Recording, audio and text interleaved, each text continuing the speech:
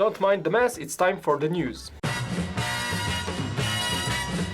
Hi everybody, welcome to BrickVault, it's Mike here. It's time for our weekly news recap. This week we had the New York Toy Fair concluding, so a lot of sets were shown.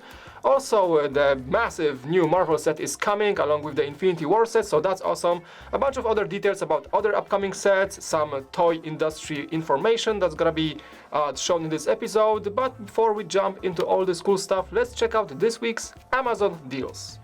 Of course guys, every week Amazon has some sales on LEGO sets. This week's these sets are off, so make sure to check the links below. If you buy the sets from these links, we do get small commission that helps the channel, so go for it. And quite obviously the biggest unveiling of this week is the LEGO Marvel Superheroes the Hulkbuster Ultron edition, that is set number 76105. And this set is something we call UCS in Marvel. Kind of joins the ranks of the previously released Tumbler from the Dark Knight movies, as well as the Helicarrier, one of the really awesome display sets from Marvel. The Hulkbuster will be holding 1363 parts. The price should be around $120 in the US, $150 in Canada, and £120 in the UK. Now I know they don't call it UCS or Ultimate Collector's Series officially, but we refer to such sets as UCS when they come with this information collectible plaque. That was also the case with last year's BB-8, for example.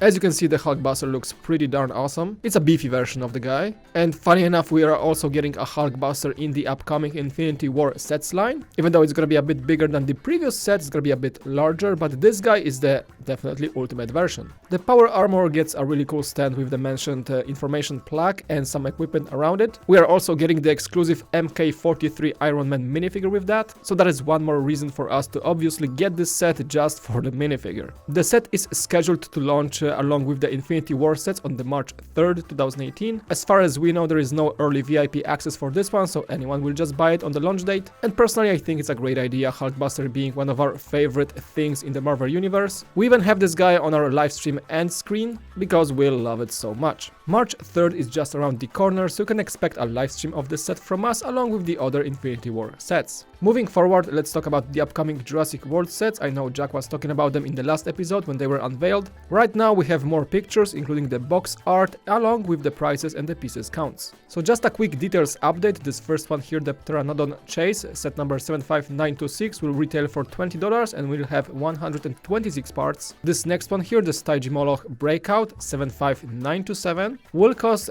$30 and included we have 222 pieces. Blue's Helicopter Pursuit, set number 75928, will retail for $40, including 397 parts. And one of the bigger ones, the one I'm looking forward probably the most, is the Carnotaurus Gyrosphere Escape, set number 75929, with $80 price and 577 pieces. Definitely the coolest mold for a dinosaur of them all. The Indoraptor Rampage at Lockwood Estate, set number 75930, will retail for $130 and included we have 1019 parts. Also a pretty good looking set, probably second in my line of the most favorite ones. And the few remaining ones from Juniors and Duplo. This one is the Pteranodon Escape 10756 with $20 price and 84 pieces inside. The Raptor Rescue Truck 10757 for $25 and 85 pieces inside. And quite frankly the most overpriced one, the T-Rex Breakout, $50 for 150 pieces only. But we do get a really cool T-Rex mold along with Jurassic World Gate. And Duplo of course is getting two sets. We may get them just for the dinosaurs, maybe, I don't know. The Gentle Giants Petting Zoo 10879 for $20 with 24 pieces, and the T-Rex Tower 10880 for $30 and 22 pieces inside. So yeah, I guess LEGO is betting heavily on those sets. That's gonna be quite a release for the movie, and many of them are pretty awesome, mainly because of the really cool dinosaur molds. And that is the majority of the newest details we had this week about upcoming LEGO sets. We can now also take a look back at the New York Toy Fair that was concluded. Many things were already talked about, including the Harry Potter set, the Great Hall of Hogwarts. The Toy Fair also showed more detailed pictures for the upcoming collectible minifigures Series 18. We have reported on them before, but the new pictures came up so you can see the characters more clearly.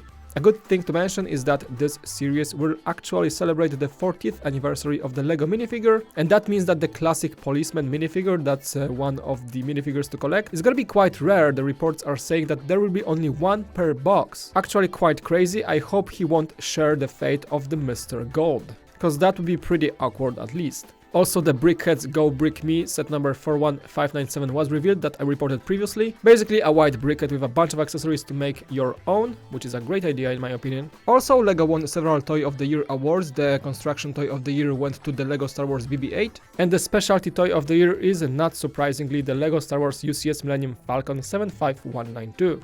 Also, they won the Tech Toy of the Year with the LEGO Boost, the Creative Toolbox. Thanks to the Brothers Brick and other websites' coverages of the Toy Fair, we have some upcoming set pictures. One of them is the LEGO Ninjago Stormbringer 70652 that will reportedly connect to the LEGO Boost, which is pretty awesome. And Star Wars is getting a bunch of sets that we have had rumors about before. The Brothers Brick made some nice coverage of those Star Wars sets. The first one here is the Jedi and Clone Troopers Battle Pack. $15 price as the latest battle packs and 102 pieces inside. 2 Clone Troopers, Barriss Offee and Ki-Adi-Mundi as Jedis. The long-awaited 75208 Yoda's hat is making its appearance. $30 set with 229 pieces. Yoda, Luke Skywalker and R2-D2 are included. And the coolest part that we were mostly expecting is that R2 is getting his mod printing. Finally. There was also a picture of the 75537 Darth Maul, a buildable fig that quite a few people were waiting for. It's a $30 set with 104 parts. The New York Toy Fair also pretty much confirmed the upcoming Powerpuff Girls sets that we reported on previous week, and the LEGO Unikitty line from the Cartoon Network show will appear in the stores quite shortly, possibly somewhere in August. Additional, less LEGO but more toy industry news. Toys R Us is keeping up with their problems. The latest report is saying that they may be closing additional 200 stores in the future. Previously we announced that they are closing actually 2 stores here in San Diego, along with I think 180 something ones across the US. So if they add 200 more stores right now, that means a lot of the percentage of the stores that are currently in operation. Actually, that would be almost half of the stores in the entire US. Courtesy of the Brick Fan, who is actually very close to Toys R Us. And this news comes also from the Wall Street Journal, and I guess we will have to wait for some official confirmation from the company itself. The main impact on us LEGO fans with the Toys R Us closures is the possible lack of access to some exclusive sets and maybe some early releases, cause Toys R Us was known for providing sets early ahead of the launch date most of the time. Sometimes it got some people in trouble, like the case with the Junk Bricks last year, but they also were unveiling some sets that are not licensed, like Lego City or Lego Ninjago for example, that were available for purchase and no one was really making problems from that. So yeah, the lack of exclusives and some limited availability of some sets because of the Toys R Us closures are probably the saddest thing for a LEGO fan like us. But let's turn our heads back to LEGO as a business. Fast Company, one of the most influential websites about business on the internet, has released their list of 2018 world's most innovative companies, and LEGO was ranked 6th out of 10 under the consumer electronics category, which is kind of weird for LEGO if you ask me. The main reasons behind it are the LEGO Boost and the LEGO Life platforms that LEGO was announcing last year. So that is actually pretty awesome news that LEGO is expanding beyond the classic plastic toy market, and with the upcoming interactive sets like the LEGO Batmobile controlled with an app supposedly, and the newest Ninjago set connecting to the LEGO Boost, that means they are just pushing forward towards the innovation and electronics, which is kind of the thing you have to do in today's world when you want to remain competitive, and I'm glad that LEGO is finding a way to, reach out to bigger markets. Also, as many of you know, they are celebrating their 60th anniversary of the LEGO brick, and one of those points of celebration was the massive 2x4 brick placed in the middle of New York. After that, LEGO has also released a mini documentary of how the master builders transported the brick and installed it in the Flatron district location. It's a really good video. It was kind of missed because of all the things happening with the 2018 New York Toy Fair, but definitely if you want to know more about the team and the whole process of placing this very cool promotion aspect, you should check out the video. I'm gonna leave some links below.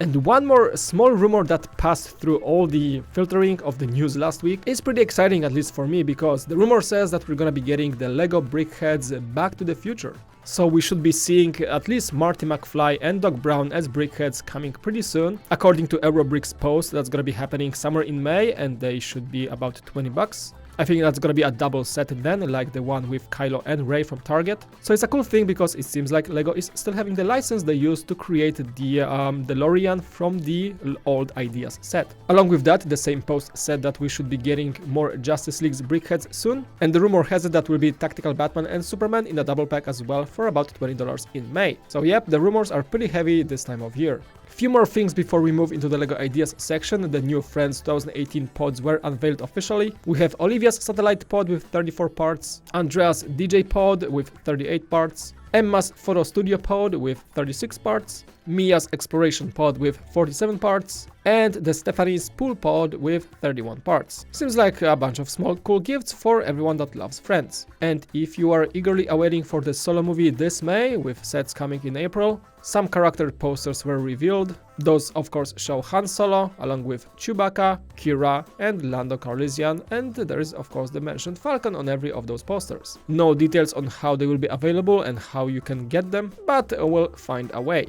And now let's jump to the LEGO Ideas section, a platform where you submit your awesome LEGO creations, then people vote for them. When you gain 10,000 supporters, the set moves to the review stage and LEGO may actually create this as a set on a shelf. Now today there are no new sets moving to the review stage, but there is a biased choice I need to showcase, because I knew that would happen. I'm a huge SpaceX fan, and Elon Musk did an historical thing with launching the Falcon Heavy into space a few weeks ago. Of course, someone made a really awesome model of the Falcon Heavy, which is basically a massive rocket made from 3 smaller Falcon 9s. And I know we had the Saturn V just right now, but I still think SpaceX requires some exposure. This build from khehmeyer is pretty awesome. Personally, I think it does need some refinement, but the shape is captured and the rocket is quite functional.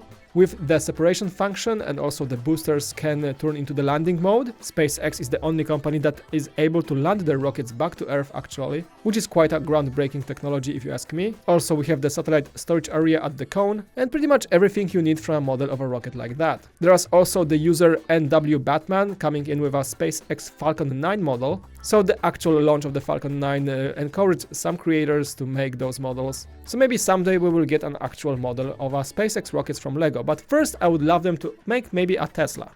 Alright, and that is it for this week's news update. Thank you so much for watching. As always guys, you can leave a like below and subscribe to our channel if you like such videos. We would really appreciate it. Thanks so much for watching again. My name is Mike, and we'll see you next time on BrickVault.